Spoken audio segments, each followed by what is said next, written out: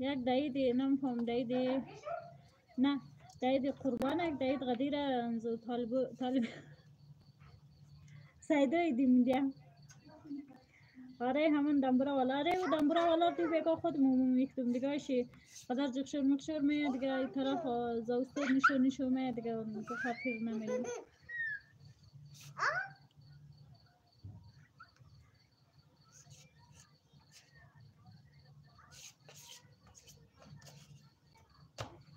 خب من دو سه روز بعد ایدی خواستم ازت. خیر از باشه دولده دیگه اید انشالله چینل سردرمه چنه باز ما ایدی میگم بخشید.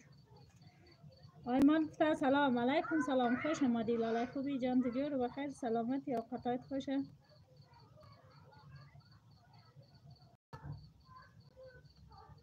یک دام دم اصد نصاب کده نلایک کده جدیدیم بگاه قدرم دم اصد نمفهم شد سبسکرایب دارنه. آیمان گفته من دامش نسی نه بخدا لاله یا غی خوشم دیم اقصد اینجا ما خیلی کسام نمینخشم لازم هم یک خیلی بخیر بشناسم اصد همی که مید یک داش لاله موشید یک داش مغیم موشید.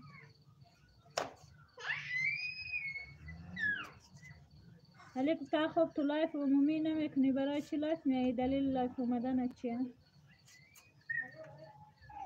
ایمان من هستم خسایک هستید شکر که دپای لایف انده از ایل بومومینم خیره با سل کو از او بعد ما بینگرنم که تو سه چهار دفعه لایف عمومیز مرسل نی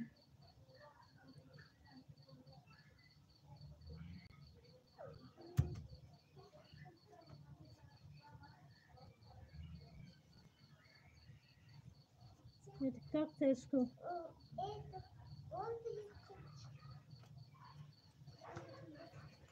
هر کس هسته خوشم دیگه اگه وقتا میخوایی باید عمومی کنی باشه عمومی نمازیل اونو تو قلق تو کتا کدر لایف نی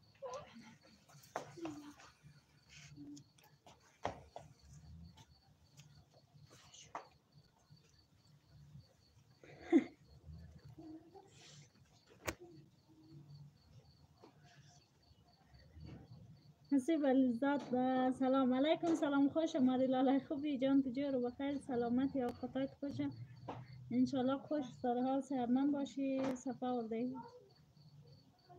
لایک 13 تشکر یک جهان انشالله خوشی های دنیا نصیب تو.